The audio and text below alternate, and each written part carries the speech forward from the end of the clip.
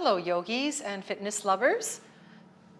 The segment that you're about to watch is all about caring for your back. For decades, I've been teaching some of these exercises. Most of them are for just loosening up, a little bit of mobility, a little bit of stability, nothing very fancy, but I have found them to be very effective and tried and true. And so I thought I'd share them with you, give them a try, see how they feel. A word of caution, listen to your body. If you're having trouble moving around because of a back injury, some of these exercises might not be appropriate for you. So always make sure that if you are injured that you consult with a medical professional before doing any kind of exercise program. And then for the rest of you, as you're going through this, do the movements in kind of an exploratory way where the idea is that less is more. So do a little bit less, see how it feels, and then you can always add in intensity later on. Okay, so we're going to start right away lying on our backs in Ardha Shavasana, half corpse pose, which is our foundational posture for all floor exercises. So let's just spend a few moments fine-tuning this. Try to take as points of anatomical reference the center point of the front of your ankle, the front of your knee, and your bony hip joint, the hip articulation, where the thigh bone meets the hip bone. So the femur, head of the femur into the hip socket. And line those up so that the front of the ankle, the knee, and the hip joint are lined up. So not fleshy hips, but bony hips. And just notice how that feels. And then bring your attention to your feet. Maybe just wiggle your toes a little bit, lift them up, stretch them apart, place them back down, and try to be evenly placed on your feet. So there's just as much weight on the front of your foot as at the back, just as much on the inside as the outside. Arches lifted, and let yourself drop down into that support. And then notice how you're feeling in your hips and in your buttocks. So do you need to even that out a little bit? Wiggle around if you need to do that. Notice how your shoulders are connecting with the mat underneath you. I like to think of the scapula or the shoulder blades as pizza slices. So just think of them laying down flat onto your mat. Come into external rotation by turning your palms upwards toward the ceiling, and then notice how you feel in the upper part of your arm, into your elbows, your forearms, the back of your wrist, the back of your hands. Maybe stretch out the fingers, see if you can connect all 10 fingers and nails with the floor. Maybe you can, maybe you can't, just kind of notice. And then also notice where your head is connecting with the mat. So try not to have your chin jutting up or drawing in too much. Think instead of being very neutral in the neck and head. And the best way to think of this is to have your main point of contact of your head be directly in line with your eye sockets. Okay, so that's a really nice foundational pose. Come to awareness of your breath, practicing inhaling and exhaling only through the nose. Slow it down and deepen it a little bit. And then we'll begin. So for the first exercise, bend the knee in, take one leg, and as you exhale, contract your abdominals, do a little mini crunch, joining the upper body to the lower body a little closer. Inhale, unfold and come back down. Exhale, release the leg, and let's go right away to the other side. Inhale, draw the leg in. Exhale, round up. You'll notice I'm not going all that far. Inhale, come back down. And exhale, release that leg. So I would recommend that you do this 5 to 10 times per side. We'll just do a few here. And then gradually see if you can increase the intensity of it, but still staying connected to your breath. And still working within the parameters of comfort, not in any type of discomfort or pain. So move very slowly with full awareness. Oh, that's a beautiful stretch. We'll do it one more time each side, but as I mentioned, I would recommend that you do it 5 to 10 times each side. Inhaling, exhaling, releasing down, lowering the leg. One more time on the second side. Inhale and round up. Come back down as you inhale. Exhale, release. Now go ahead and lengthen one leg. Point the foot, coming into plantar flexion of the ankle. And then from here, you're going to rise that leg up very slowly, keeping the legs straight. So you may not go as high as I am, and you might have to stop here. But do that for 5. And then come into dorsiflexion, pushing the heel up towards the ceiling or away from your hip. And then slowly lower down, connecting with your core muscles. So just make sure that they're waking up for you. And just before you touch your calf to the floor, point again, lengthen that leg away, rise up, 1, 2, 3, 4, 5, and flex, lower, 2, 3, 4, 5. Just before the calf touches, I point again. So we're only going to do 3 on each side, but I would recommend that you do 5 to 10. All right, so this time, go ahead and lower the leg completely. Just let that relax for a moment. Take a breath or two here. And then switch legs. All right, let's try the other side. And point, rise up. 2, 3, 4, 5, and flex. So no matter how many times I do this over the course of many decades now, my left side just isn't quite as supple and flexible as my right. And I used to suffer from a lot of back pain, and a lot of it was on my left side. So I found that very interesting, that observation, that maybe some of my back pain was somehow related to a little bit of tightness in my left hip and my left hamstring. All right. Here we go. And after your 5 to 10 reps, bring that back in.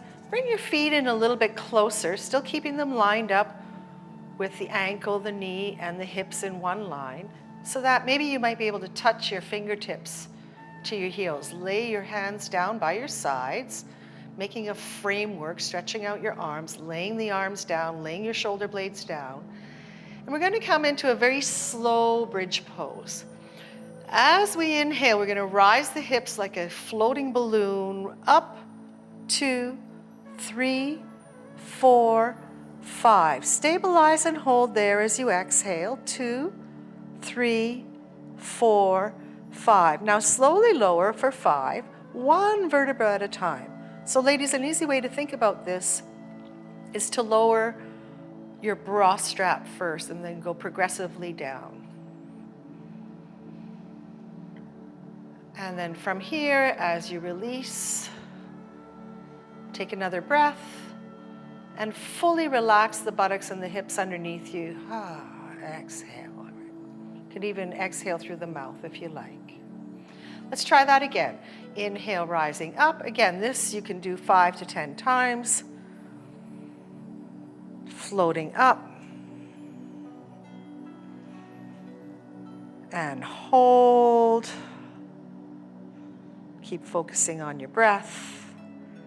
Exhale, inhale, slowly come down, sorry.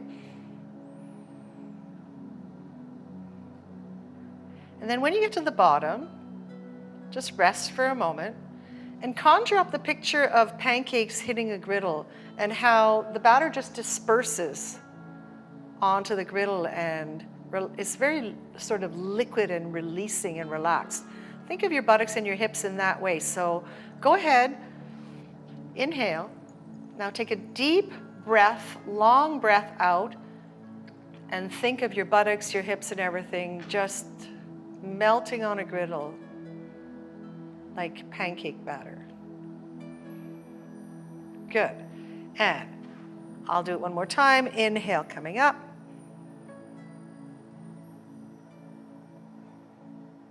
And then slowly hold there with your breath, and then slowly roll down.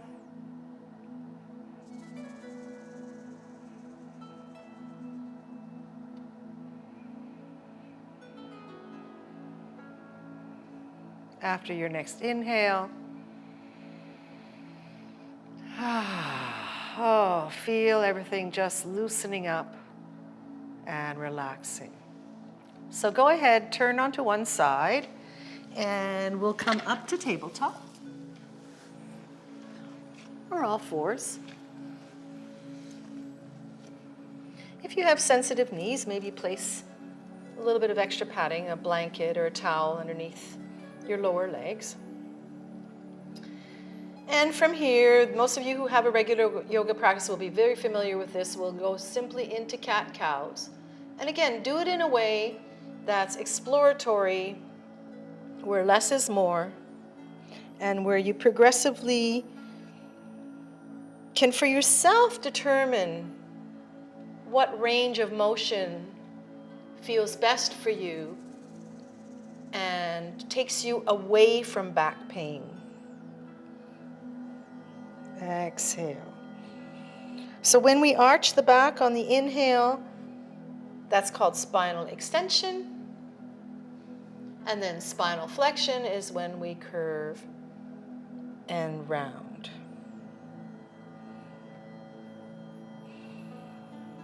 Come back to neutral again. You can do that 5 to 10 times. And from here, come to a gentle child pose. And what I would recommend is you keep your hips up high and just reach forward. So you don't want to go into too deep of a forward bend. You just want to lengthen your side body, pushing your hips up and back.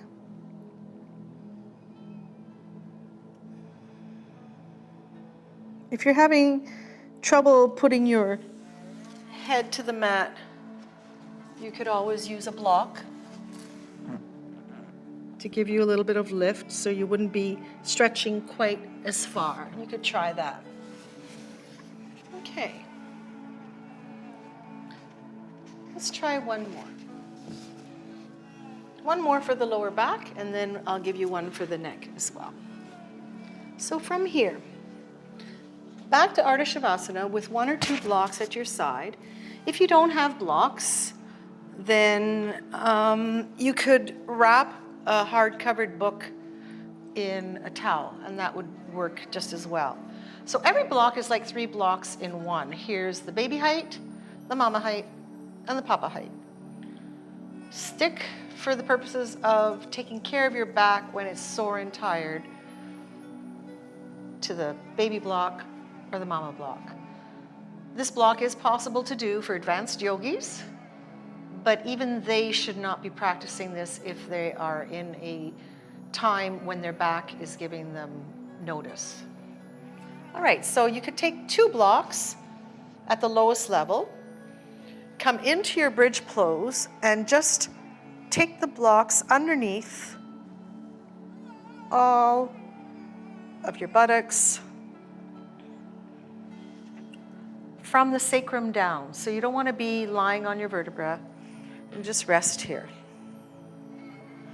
And you could rest here for a very long time, 5, 10, 15 minutes, focusing on your breath. Put on some soft music. Just let yourself relax with that. Another thing that's kind of nice to do is just to let the legs float up as if you were lying with your legs up the wall. So that's a wonderful practice. And if you decide that you want to do it up a little bit higher, take only one block at the mama height. Connect with your sacrum, which is right here. Here's my lumbar spine. It's below the lumbar spine and above the tailbone, so right above my bum here. So come back to Ardha Shavasana, lift up into bridge, lift a little bit higher, slide that block underneath so that it is supporting your sacrum. It is not touching my lower spine. Let your buttocks spill over the front of the block. And this would be another way to do it, which would expand and open up the front body just a little bit more because you're coming into a little bit more of a back bend here, a back extension. If you choose to bring your legs up here, the first time you do it, really any time you do it, just make sure that the block is secure underneath you, because if it's on an angle and you lift your legs, it's going to fall down and you might just hurt your back again. So make sure that it's very secure. So this is just an option. I'm not saying it's right for everybody. Lift your legs up, let them float, relax, so not completely straight or tight, just very loose and relaxed. And so this is also an inversion or a back bend as well. And the interesting thing about inversions is that sometimes they can help us develop and garner new perspective on things. So if you're going through something in your life that deserves a new perspective, maybe try this. Just see what happens. Slowly lower down. Bring your feet down. Gently remove that block. Come back into Ardha Shavasana. We'll do one more thing with the block. So bring your feet a little bit closer together. Slide your hips about half an inch or an inch over towards your left. With the knees bent, let them drop to the right side. Now I'm not going for a maximum stretch or a maximum twist. It's more restorative. So I'm going to use the block at an angle like this. You can use it flat, but I really like using it at an angle. Arms wide if possible. And then if possible, just let my head and vision drift to the other side. Focusing on how the breath is traveling through my entire torso, throughout my entire body, in fact. Stay there for as long as you like, 5 breaths, 10 breaths, 5 minutes, whatever works for you. Come back and then make sure that you do the other side.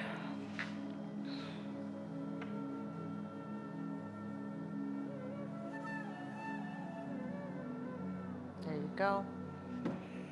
All right, so that's just a little mini back sequence. And I'll offer you a beautiful neck stretch as well that can be done seated, kneeling, standing, sitting, whatever you are. Bring up one arm, so I'm lifting my right arm, which would be your left arm if we're mirroring each other. Take your hand across to the other side and lie down on that side. You'll feel that a lengthening is happening here between your ear and your shoulder. Drop your shoulder away from that without forcing it. Stay there for 5 to 10 breaths. And then from there, slowly turn your focus downwards towards your armpit, your hip, and the floor. For 5 to 10 breaths. Gently come out, and then we'll shortly do the other side. Same thing. So this is an excellent thing to do anywhere, anytime, if you have tightness in your neck and a little bit in the upper back here because you've been spending a lot of time on a computer screen or on your iPhone or maybe doing chores around the house or driving for long distances. This can really relax things. So there you have it. There's a few simple ideas to take care of your back. Try them out Let me know how it goes. Namaste.